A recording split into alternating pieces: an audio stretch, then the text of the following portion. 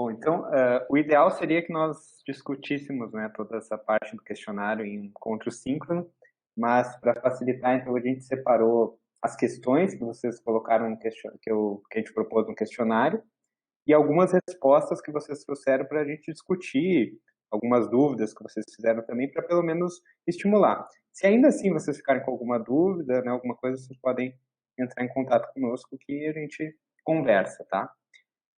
A primeira questão do questionário era bem abrangente, que fazia a pergunta, né, o que é a sala de aula invertida? Quer dizer, depois de assistir o vídeo, olhar ler o artigo, nós queríamos ver como que vocês sintetizaram essa ideia do que seria a sala de aula invertida, tá? Eu trouxe aqui um exemplo de resposta de vocês, vou ler só alguns pedaços e comentar em cima. As respostas não estão identificadas, né, para vocês não se exporem também. Bom, a sala de aula invertida é um modelo de ensino que tem como princípio proporcionar autonomia de aprendizagem aos alunos, tornando-os sujeitos ativos de sua própria aprendizagem. Tá? Primeira coisa que eu observo é a palavra modelo, né? Sala de aula invertida é um modelo de ensino. Então, como vocês viram lá no vídeo, eu comentei que a gente confunde, às vezes, a sala de aula invertida como um método rígido, né? Uns passos que tem que seguir. Mas é mais produtivo, talvez, nós pensarmos na sala de aula invertida como um modelo que segue algumas orientações, mas que vários métodos podem ser alocados nesse modelo. Tá? Então, é um primeiro ponto que é interessante. Depois ali, onde vocês faz uma comparação com o ensino tradicional e segue ali na última parte, dizendo o seguinte, ó. Na sala de aula invertida, os alunos têm o primeiro contato com o conteúdo por meio de atividades extra-classe, textos, vídeos, questionários, indicados pelo professor. Então, a sala de aula invertida é um modelo de ensino, um modelo pedagógico que engloba vários métodos. E quais são as inversões que envolvem a sala de aula invertida, né? Primeiro é essa que vocês colocaram aqui. Primeiro contato do aluno com o conteúdo, que geralmente é em sala de aula, pela exposição do professor, na sala de aula invertida acontece fora da sala de aula. E aí pode ser por meio de textos, vídeos, simulações computacionais, né? Existem uma infinidade de maneiras de se fazer isso.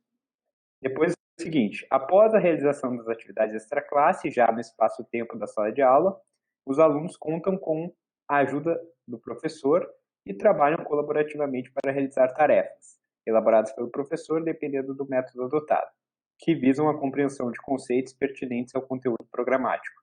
Aqui aparece a outra inversão, né, pessoal? Que é, geralmente, na sala de aula, no ensino tradicional, o aluno se engaja ativamente na resolução de problemas, na resolução de projetos, né, o que for, em casa, né, e geralmente de forma individual. Quando a gente coloca nesse modelo da sala de aula invertida, esse engajamento passa a ser na sala de aula, né? E a terceira inversão seria o foco, né, que passa do professor no ensino tradicional para o aluno. O foco é no aluno, então, na sala de aula invertida. Essas são as inversões.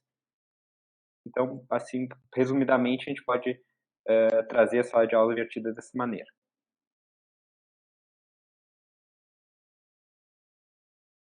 Vou passando, então, para a segunda questão, que dizia o seguinte: as estratégias práticas que compõem o método de instrução pelos colegas, que é uma das maneiras, né, um dos métodos que são enquadrados nesse modelo de sala de aula invertida, por exemplo, ali, aplicação de questões conceituais, essa é uma prática do método. Votação, discussão entre os colegas. Então, essas estratégias elas são fundamentadas nos seguintes princípios pedagógicos. Alguns de vocês ficam um pouco em dúvida no que seriam esses princípios pedagógicos, né? E eu não esclareci, não defini diretamente no vídeo, até por gosto, para ver como vocês interpretariam essa ideia, né? Eu chego a falar disso no vídeo, mas eu não especifiquei uma definição exata para esse conceito, tá? Mas a gente pode entender princípio pedagógico como as ideias, uma filosofia, um discurso que explica essas técnicas que são postas pelo método. Ou seja, se uma técnica, se uma prática é a discussão entre os colegas, existe um princípio pedagógico que está justificando isso. Que pode ser, por exemplo, a ideia de que um aluno consegue aprender com outro. Um aluno pode aprender com outro. Esse é um discurso pedagógico, né, um princípio pedagógico. Então, é uma ideia, uma filosofia, um discurso que está sustentando uma prática. Tudo que vocês fazem na prática tem alguma justificativa racional, né? Que, claro, pode ser expressa de maneira racional, mas nem sempre é racional, mas eu posso expressar de uma maneira racional. Essa é a ideia que está por trás, tá? Então, considerando isso, a aplicação de questões conceituais, votação, discussão entre os colegas, o que fundamenta isso nesse método que é o instrução pelos colegas? Vamos ver aqui.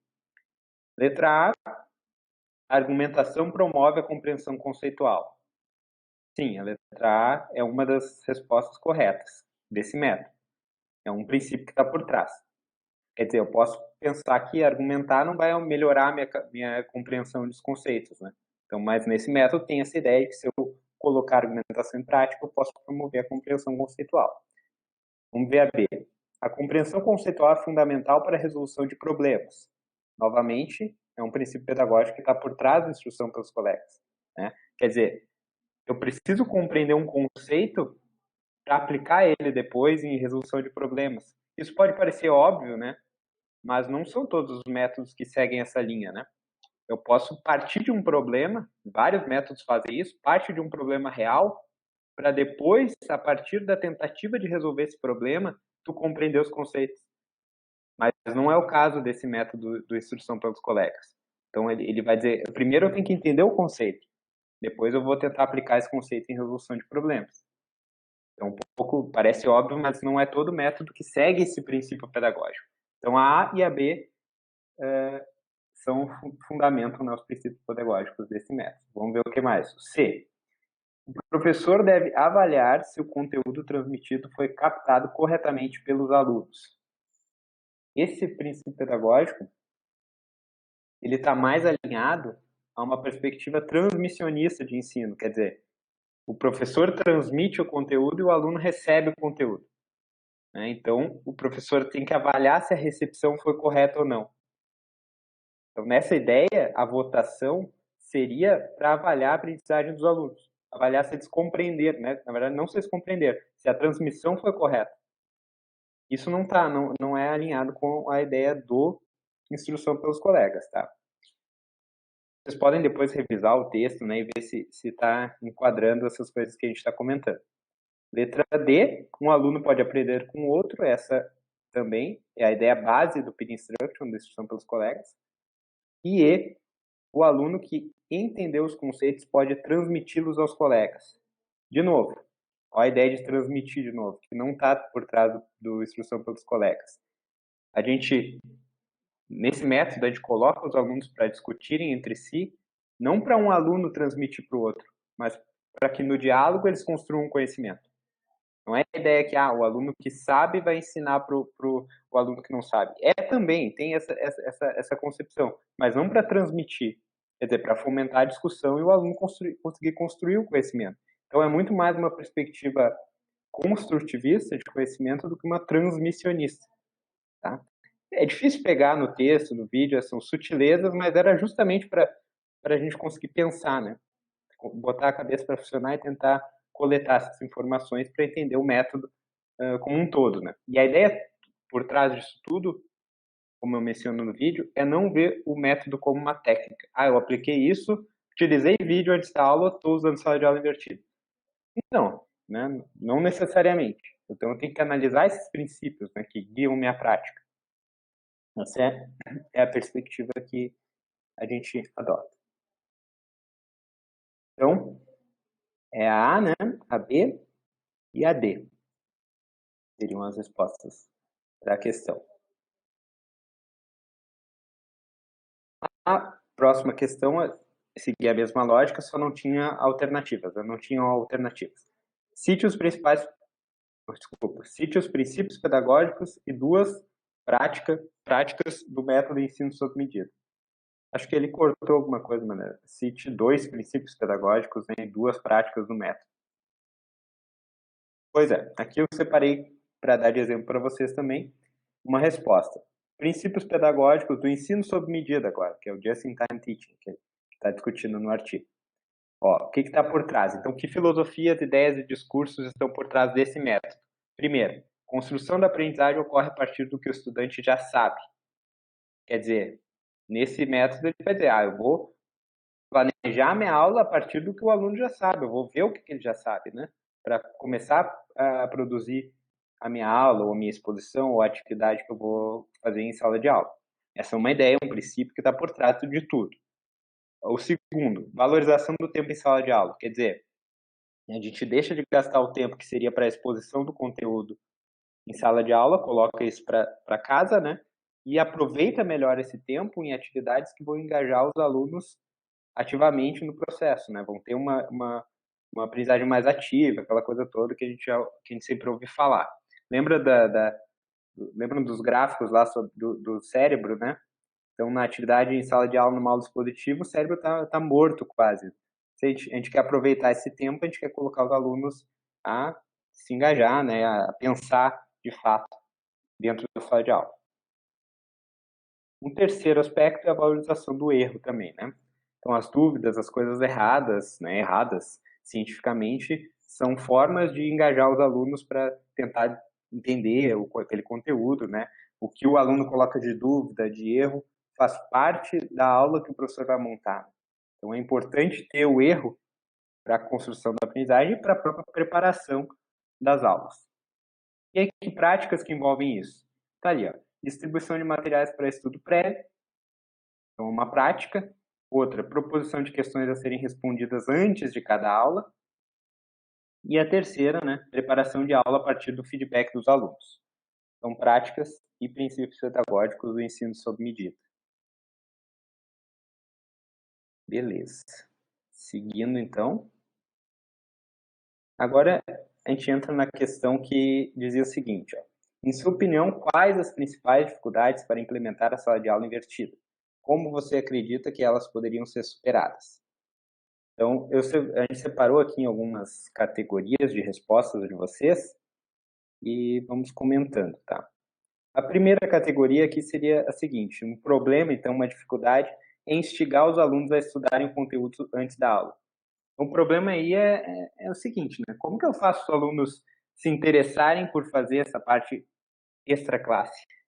Essa é, sem dúvida, a dificuldade. É uma dificuldade, não é não é que a pessoa está fazendo errado e não está conseguindo fazer com que os alunos se engajem. É uma dificuldade pelos fatores, inúmeros fatores que vocês mesmos colocaram ali. Vou só colocar ler um trechinho do exemplo de um de vocês aqui.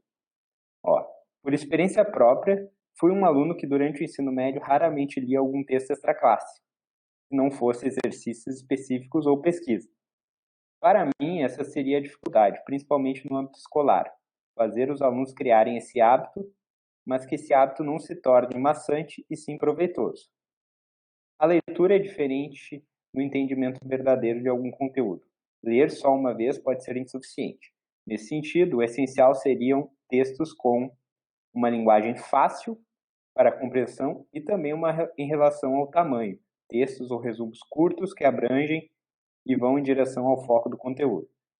Beleza. Então, aqui, onde vocês apresentou o problema e também uma espécie de solução, né, a esse problema. Maneiras de contornar isso, né, pessoal? Claro, sempre vai ter, essa é uma dificuldade, é um fato, né, que vocês constataram, mas tem algumas maneiras que a gente recomenda, às vezes, para contornar isso, né? Primeira coisa é avaliar. Considerar na avaliação. E quando eu falo isso, não é punir as pessoas que não fizeram a atividade, mas avaliar no sentido de valorizar, né? Então, eu vou propor atividade, então, uma tarefa de leitura, mais algumas questões, ou um vídeo e algumas questões.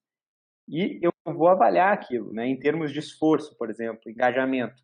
Então, o aluno respondeu não de forma preguiçosa, mas ele elaborou como nossos exemplos aqui, elaboraram a resposta, pensaram sobre o assunto. Esforço, nota 10, né? Se eu quiser botar um número para isso. Mas nota 10, o esforço total. Então, eu estou valorizando aquele trabalho que o aluno está tendo. Não é uma coisa... isso é muito diferente, na prática isso faz muita diferença, e eu falo por experiência própria já, que eu já apliquei também no ensino médio, na educação básica, coisas parecidas, mas a gente pensa, É muito diferente do que eu dizer, alunos, estudem, né? Estudantes, leiam um texto antes de vir para casa. Não. Eu estou valorizando aquilo que eu estou pedindo para eles fazerem, né? E outra coisa é ter uma orientação. Não é assistam, leiam um capítulo do livro. Não. Leiam as páginas tal até tal, algo viável, né? Respondam as questões tais e tais. Eu vou avaliar o que vocês fizeram e vou considerar o que vocês fizeram para a aula.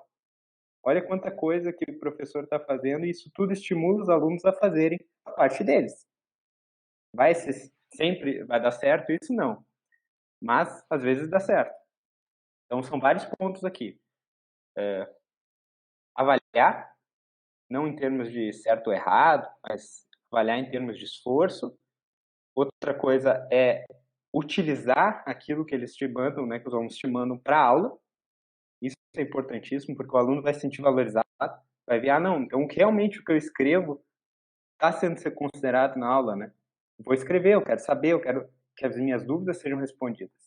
E esses são pontos, então, que ajudam, mas nem sempre resolvem, né? Já vi situações também do meu professor, ele dá aula numa licenciatura noturna, por exemplo, e ele já tentou várias vezes e várias vezes já deu errado, né? Geralmente, depende da turma, ele diz. Algumas turmas ele consegue estimular, outras as pessoas trabalham tanto que não adianta, eles não dão retorno das tarefas de leitura. Se tu botar muita avaliação na tarefa de leitura, eles vão reprovar. Então existe esse caso, mas tudo isso que eu falei ajuda também a diminuir a essa resistência que eles têm a estudar antes da aula, tá? Ainda tem a questão do conteúdo, né, ser atrativo ou não, mas é uma forma. E claro, se eu não usar a parte de leitura, eu não posso usar nada? Não. Eu posso usar outras partes, outros métodos, né? A questão da discussão em sala de aula é legal, com instrução pelos colegas, por exemplo, né? Então eu posso optar por aquilo que se enquadra, se encaixa no meu contexto. E é sempre assim. Não vai existir uma regra, algo que vocês podem usar em qualquer contexto vai dar sempre certo, né? Isso é ser professor, né? Beleza. A próxima questão que foi levantada como uma dificuldade é o acesso a bons materiais para estudo prévio, né? O que eu vou colocar para os alunos estudarem em casa? Ó, aqui um de vocês falou, acesso a conteúdos que sejam didáticos, interativos e de fácil compreensão para os alunos, né? Aí tem uma resposta também que complementa. Caso o professor não encontre materiais, eu acho, necessários para aplicar, que o mesmo faça, né? Você mesmo faça o material, né? Obviamente isso demanda tempo, esforço, né? Depende da situação que o professor se encontra e tal, mas uma opção é realmente produzir esse material ou pegar algo já pronto que seja de boa qualidade, enquanto professor a gente consegue avaliar essa qualidade. Mas, claro, né? Tem aquela coisa, fazer um material interativo, didático, de fácil compreensão, é sempre a aula, a atividade didática, ela é um jogo, né? É uma relação que tem que ser estabelecida. A gente não pode ceder a tudo que os alunos, né? Fazer de tudo para os alunos se engajarem, né? Vou me vestir de palhaço, sei lá, tocar uma música e os alunos, vou fazer de tudo para os alunos se engajarem, mas vou esquecer da profundidade que eu preciso ter naquele conceito, naquela discussão em particular. Então é um jogo. Acho que tem que ser uma negociação daquilo que os alunos precisam, daquilo que os alunos querem, com aquilo que o professor precisa também discutir em sala de aula, de acordo com certos objetivos de aprendizagem. Então, também vocês não podem ficar pensando, preciso achar aquele material que seja atrativo apenas, né? Tem que ser um material bom, sem erros conceituais, e tá, tá, tá, tá, tá, tá, tá, tá. Então, esse acesso a bons materiais é difícil, mas algumas coisas, por exemplo, que questões eu posso utilizar? Se vocês colocam o termo no Google, por exemplo, vou dar o exemplo da física, tá? Teste conceitual mecânica ou cinemática. Geralmente, ou bota em inglês concept test e o termo em inglês, vocês vão encontrar uma série desses tipos de questões conceituais que batem no ponto certinho, né, do conceito, que poderiam ser utilizadas, né? Então, existem alternativas. E a gente vai discutir elas também ao longo dos projetos individuais de vocês. O outro problema apontado é que, dependendo do contexto, nós teríamos problemas de acesso à tecnologia, quer dizer, em vários contextos, os alunos não têm computador, né? Não têm acesso à internet, a gente está vendo isso. Esse é um grande problema da pandemia, do ensino remoto, e realmente é um problema. Mas como aqui a gente está discutindo a viabilidade da sala de aula invertida, vamos tentar problematizar isso. Será que o acesso à tecnologia é um problema para implementar a sala de aula invertida? Eu acho que é um problema para se ensinar, para estudar, para dar aula, né? E para ser aluno. É um problema. Mas não para, eu acho que tem uma confusão, mas não para a sala de aula invertida, né? Porque, como a gente estava falando antes, um método ele é composto por princípios pedagógicos, ideias e práticas, não por ferramentas, né? Não é o computador que vai fazer diferença, não é o celular. Então, claro, o professor vai ter que se desdobrar, né? Uma carga difícil, fica mais difícil, mas eu posso dar um material impresso para os alunos. Posso coletar as questões deles de forma impressa também, as respostas deles, né? E a partir disso analisar e dar uma aula, né?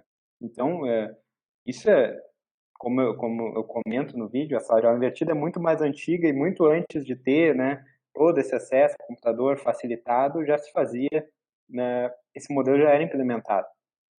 Então, a tecnologia não diria que seria uma barreira, mas sim, é uma dificuldade porque facilita. A tecnologia facilita qualquer coisa não, mas muitas das nossas ações do dia a dia. E com certeza facilita o ensino e a implementação da sala de aula invertida. Mas a sala de aula invertida ela não depende da tecnologia. Isso precisa ficar claro, né, para a gente continuar. Um outro aspecto que foi levantado é a sobrecarga para os alunos. Esse é curtinho, vou ler aqui.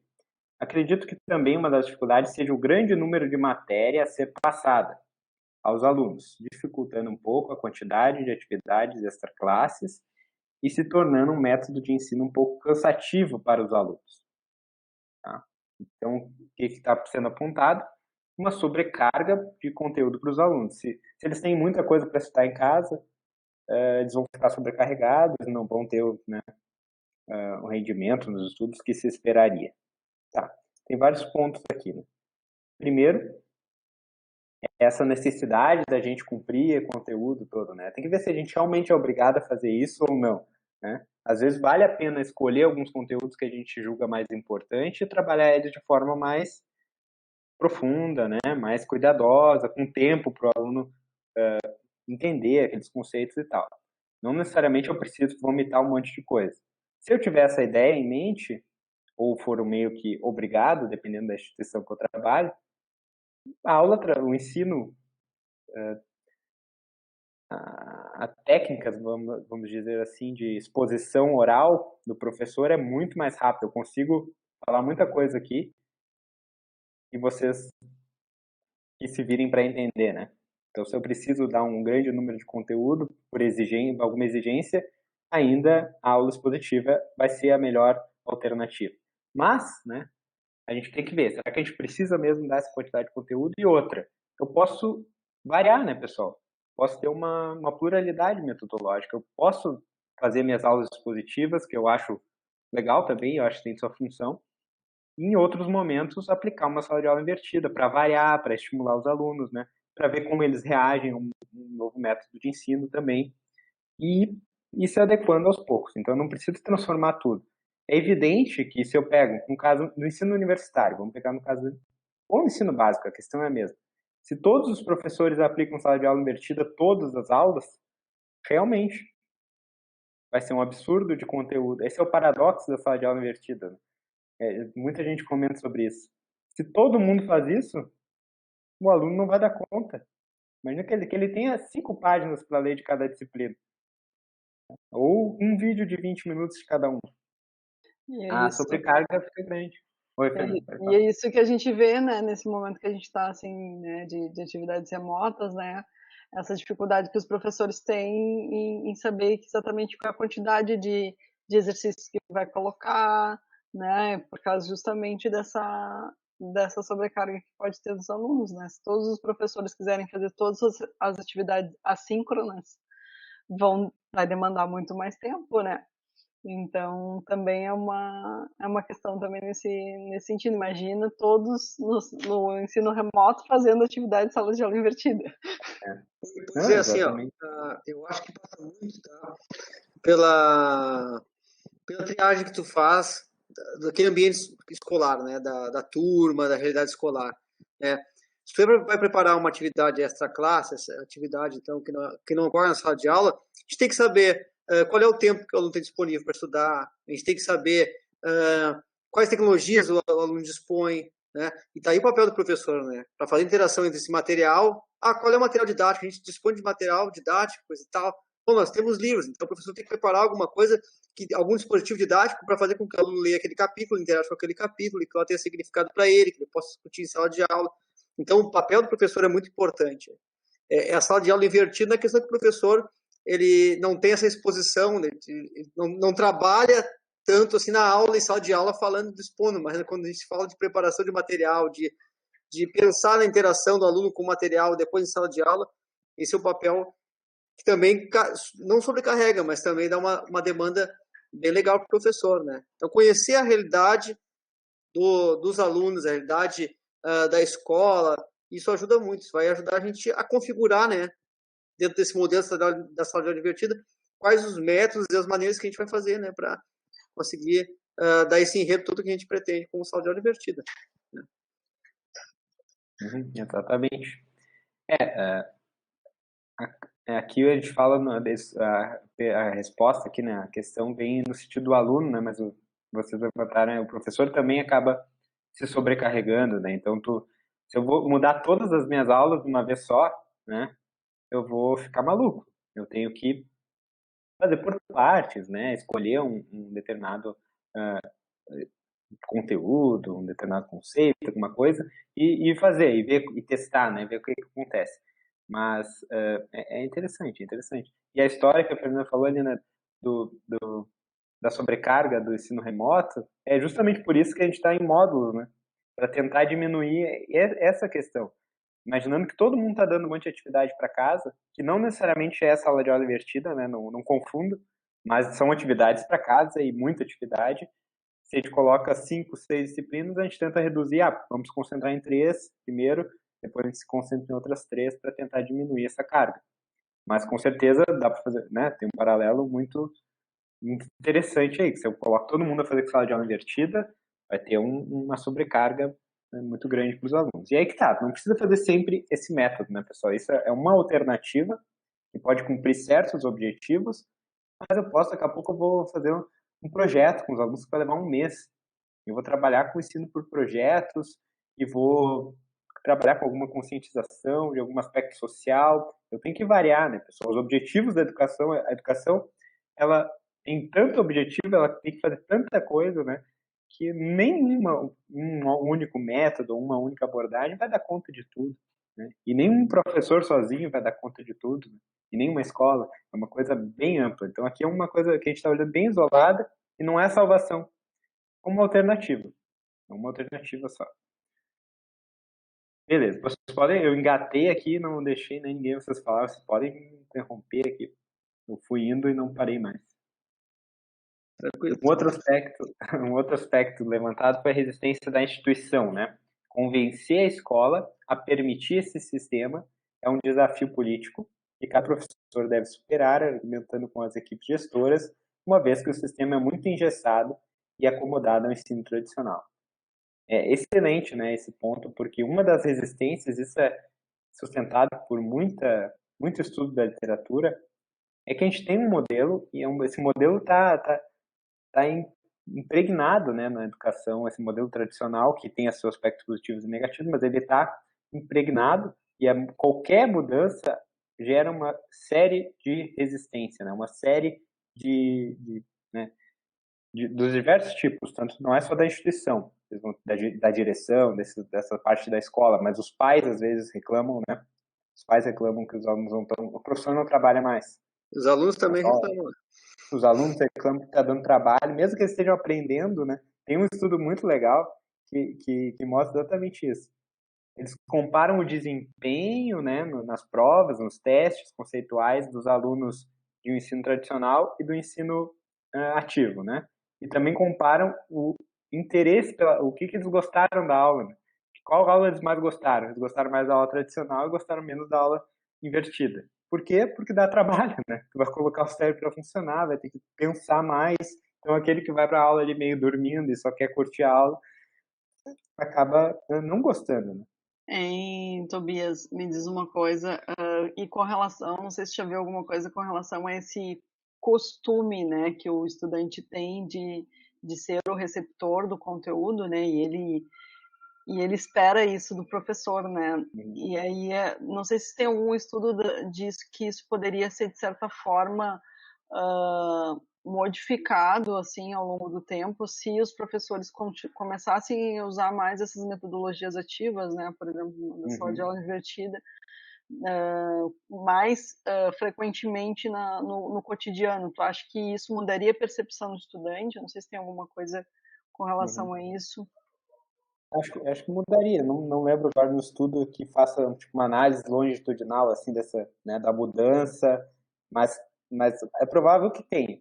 Eu acredito que quanto mais gente comprar a ideia, né, ter mais professores, isso vai facilitando, né, a aderência, né, dos alunos. E tem muitos também estudos que mostram o contrário, que as pessoas gostaram muito de mudar.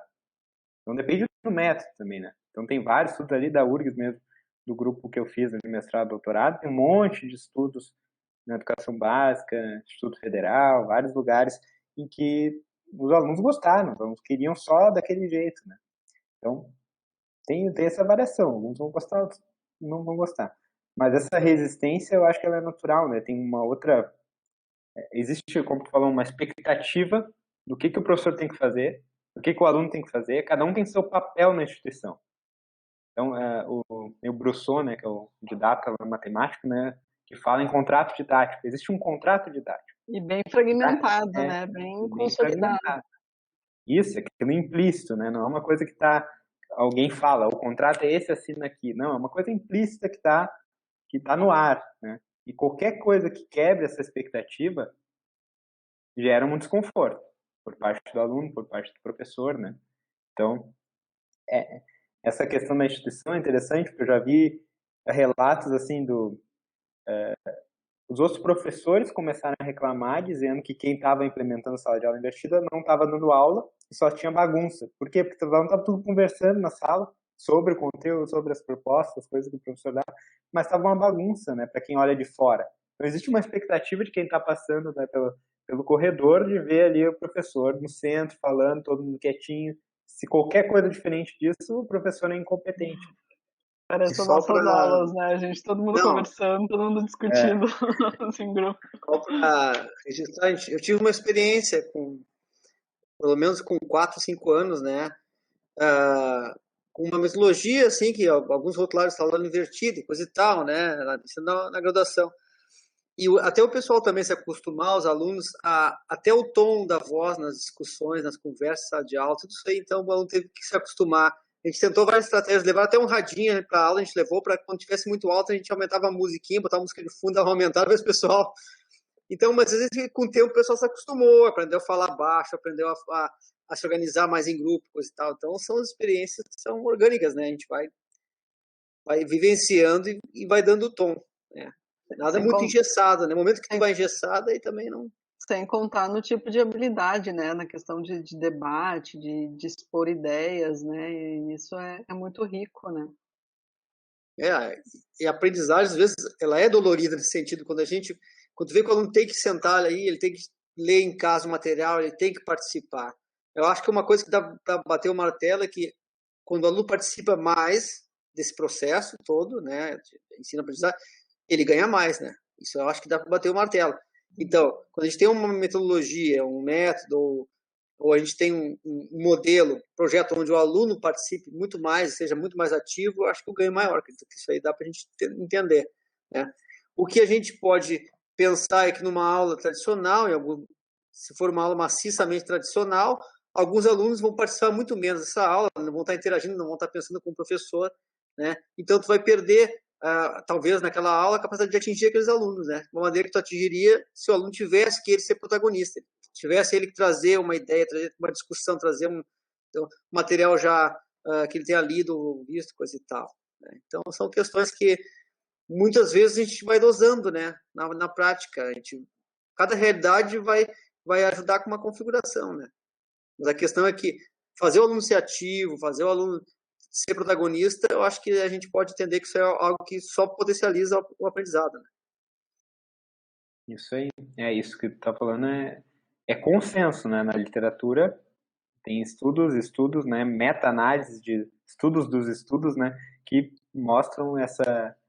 Desde o escola-novismo lá, né? Desde o escola-novismo até hoje, estou olhando, tá saindo artigo hoje que com alguma argumentação mostrando isso, que a aula ativa, né, mesmo que não seja no modelo de sala de aula divertida, vai ter benefício para o aluno, em diferentes aspectos, né, não só na aprendizagem do conteúdo, mas, né, aí depende do método que tu usa, o que tu faz, mas pode ter benefício em diferentes aspectos. Quer dizer, o método tradicional tem esses problemas que a gente conhece em termos de resultados.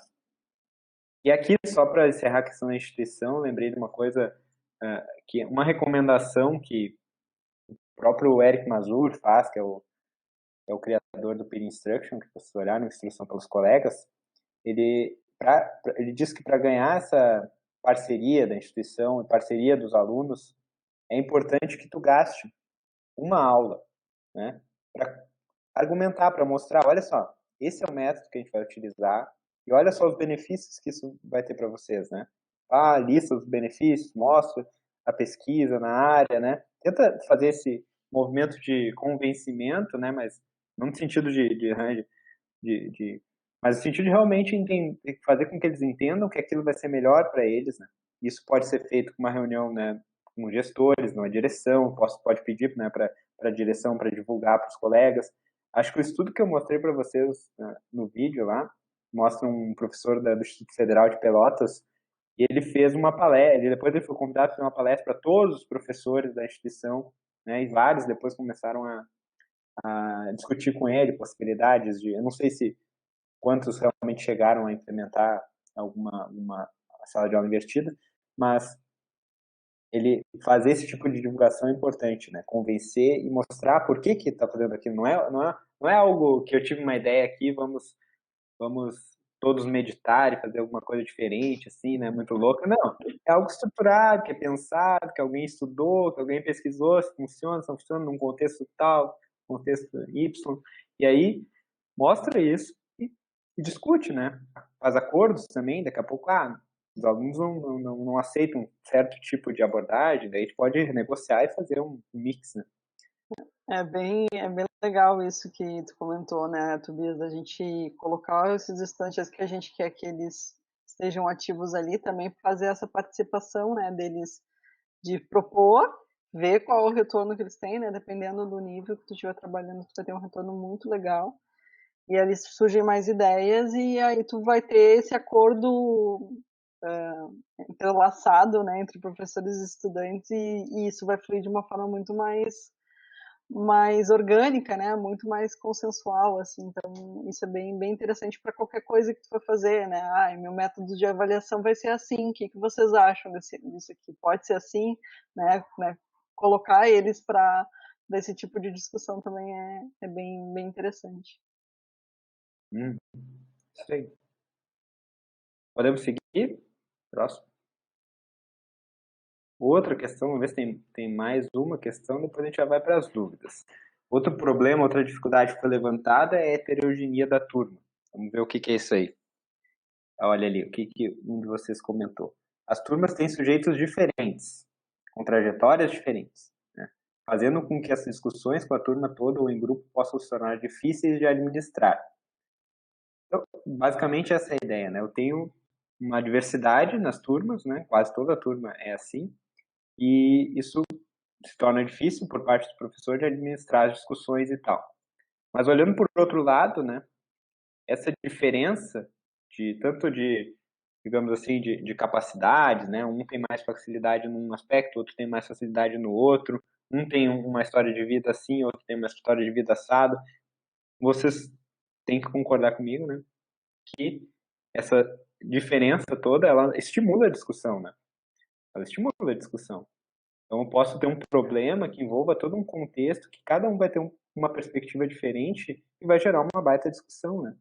Então, essa heterogeneia da turma, né, essas diferenças entre os alunos, pode ser um aspecto positivo que estimula a discussão. Vai gerar muita discussão e aí daí a questão de controle de turma, né? Eu vou ter que controlar toda essa discussão. Isso pode ser difícil, desafiador, né? Mas ainda é um outro problema. Eu diria que essa diferença, ela auxilia na discussão, né? Não tanto atrapalha como a gente pode pensar. E assim, ó, ela só aparece porque se permite, né? A gente permite que ela apareça, né? Ouvindo os alunos, trazendo os alunos para a discussão, né? Quando a gente tem um outro momento onde o professor é o protagonista ali, é o cara que fica na frente, que fala, talvez essa heterogeneia ela fique escondida, assim, né? A gente percebe, parece que a aula tá todo mundo ali ouvindo, tá todo mundo captando, né? Participando da sua maneira, Então, isso aí. Essa diferença parece tá igual, né? Tu olha aquela criançada ali, assim, uns mais se rindo, uns mais quietinhos. Tá tudo tranquilo, né? Mas na verdade não, né? Na verdade, muita coisa passa por ali, então. Dando essa abertura para que a turma venha, né, a se conhecer também, as suas dificuldades, suas aprendizagens, eu acho que a gente só ganha, realmente. Exatamente.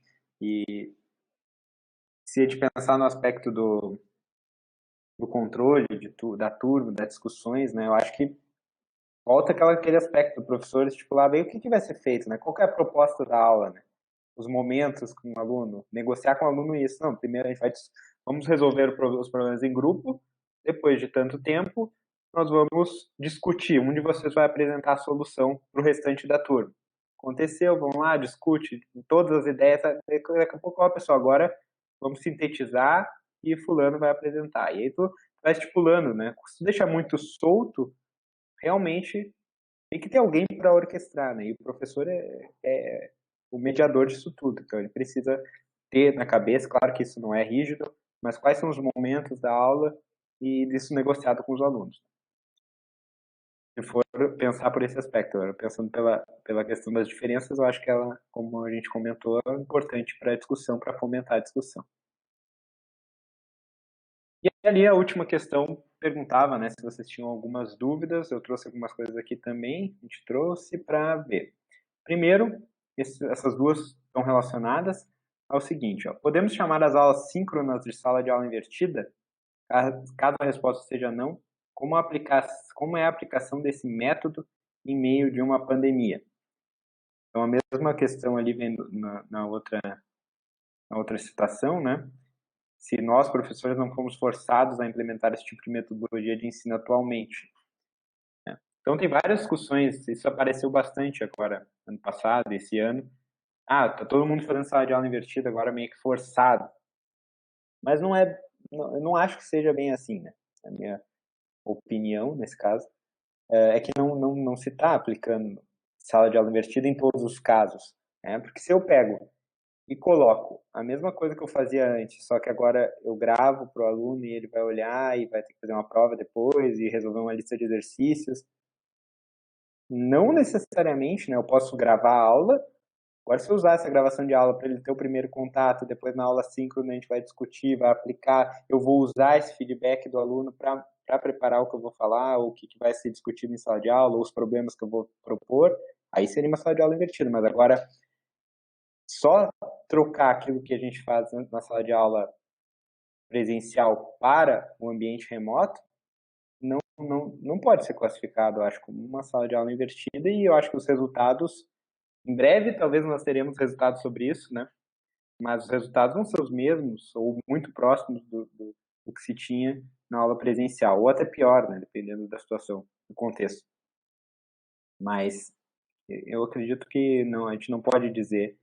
A gente poderia ter uma aplicação dessa metodologia, vamos pensar então. Hoje, se vocês estivessem aqui, nós estaríamos aplicando a metodologia de uma forma mais completa, quer dizer, teve o vídeo, teve o texto, vocês leram o texto e o vídeo, primeiro contato com o conteúdo, responderam algumas questões. Nós pegamos essas questões e pensamos, olha aqui tem um grupo de categorias que tá, pessoas que estão dizendo que a dificuldade é tal, outra dificuldade é tal, vamos organizar isso aqui e debater com os alunos. Se tivesse tudo dado certo, vocês estariam aqui, a gente ia propor uma discussão, vocês fariam uma atividade, e aí se aplicou um exemplo, né, de sala de aula invertida no ambiente remoto, totalmente remoto. Tá? Então, esse seria um exemplo, eu acho, de como aplicar. Então, tem aqueles princípios lá que eu discuti no videozinho, que eu acho que tem que ser considerado. Né? Como que os alunos vão entrar em contato com o conteúdo, né?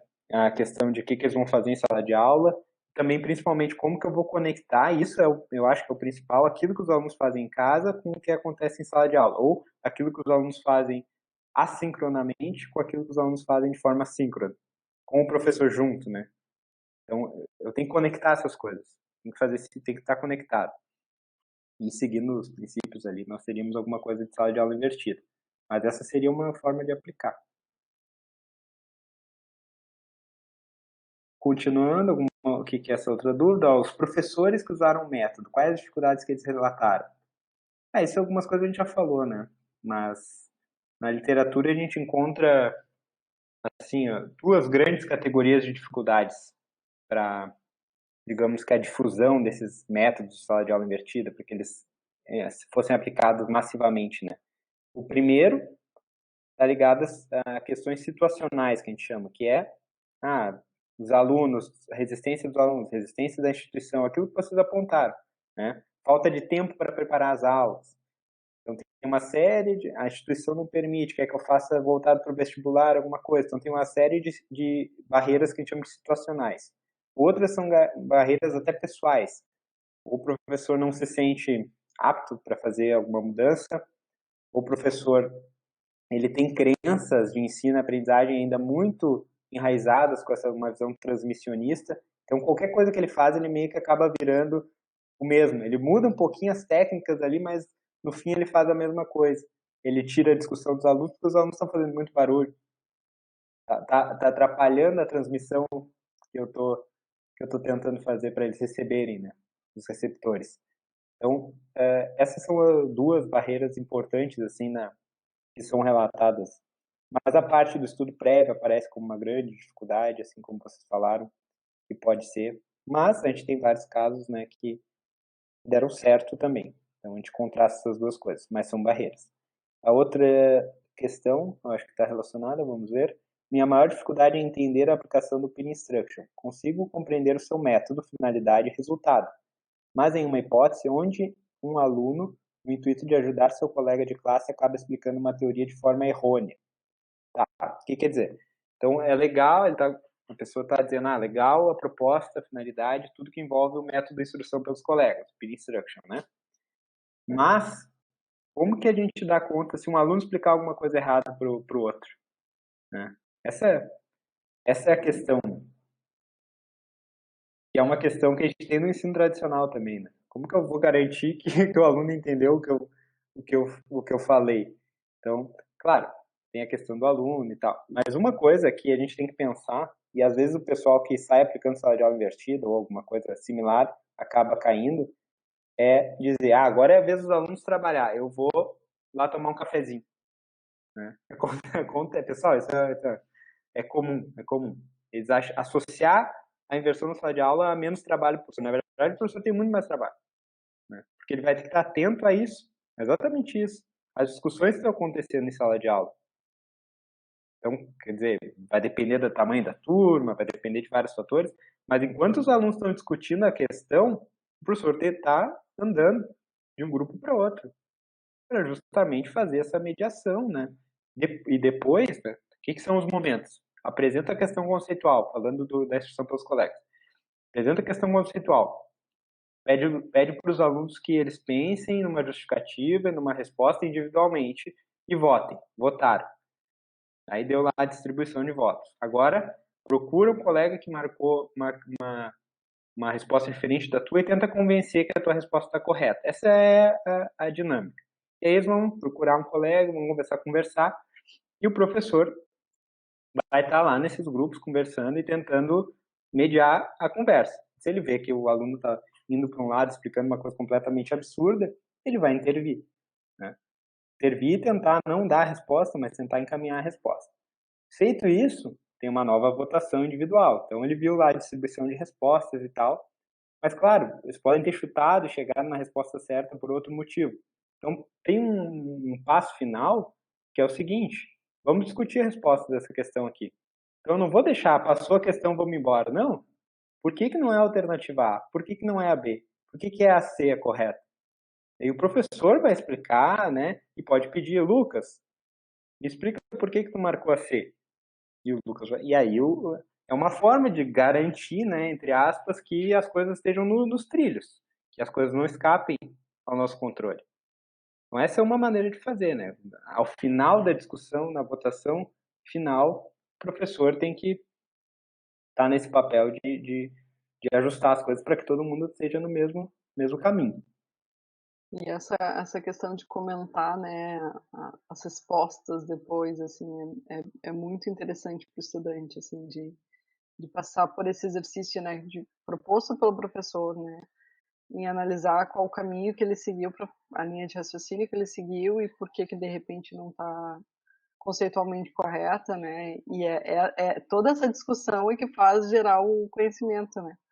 Muitas vezes tu faz todo, né, falando na parte da química, que a gente tem muitos cálculos e faz todo o cálculo utilizando diversos conceitos, não chega na resposta certa no final, mas no meio tu usou vários conceitos certos, né? E aí tu tentar entender tudo aquilo dali vai te fazer tu gerar o conhecimento depois que tu não vai esquecer, né? Muitas vezes tu acha a resposta certa e simplesmente, fiz certo. Sim, o caminho, o raciocínio é importante, né? Exatamente, bem lembrado isso.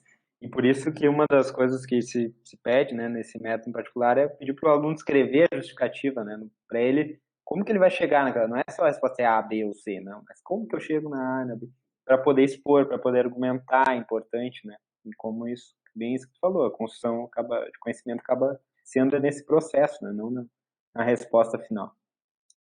E só para falar, né, a primeira vez que eu tive isso na vida, na minha graduação, foi na Argentina, fazendo um intercâmbio. Nunca um professor de graduação tinha corrigido uma prova com todos os cálculos, né, e tentando, e dizendo, aqui a maioria está tendo confusão nesse conceito aqui, né? Então ele fez uma análise disso, que me chamou muita atenção na época, ele fez uma análise disso e chegou, e aí fez a gente compreender, né? E, enfim, então foi toda uma discussão feita bem legal.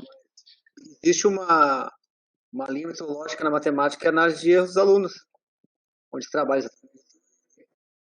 A professora orientadora do mestrado, ela trabalha essa questão de categorizar os erros, coisa e tal. Tu pega as questões dos alunos, traz para a sala de aula, né? Vai ter categorizar se é um erro conceitual, se é um erro de atenção, que tipo de erro é, se é um, né?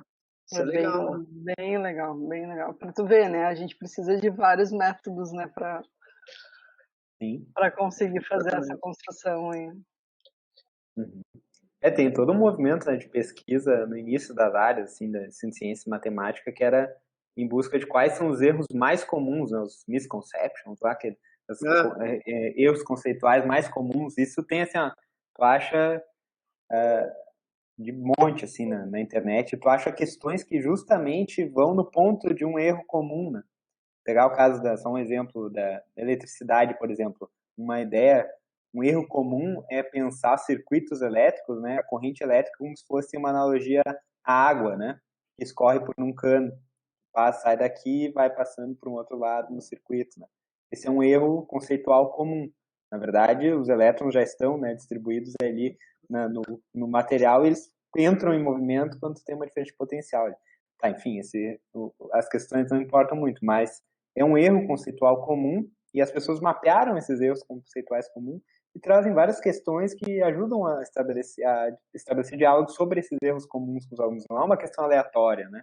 Às vezes pega uma questão absurda do Enem lá que tenta ser até contextual, mas não é nem contextual e não é nem pega erros, né, comuns que os alunos podem ter Por isso que as analogias elas têm que ser muito bem cuidadas, né? Quando a gente começa a fazer essas simplificações, digamos assim, conceituais, né? Não, analogias são perigosas às vezes. Boas, mas às vezes são perigosas.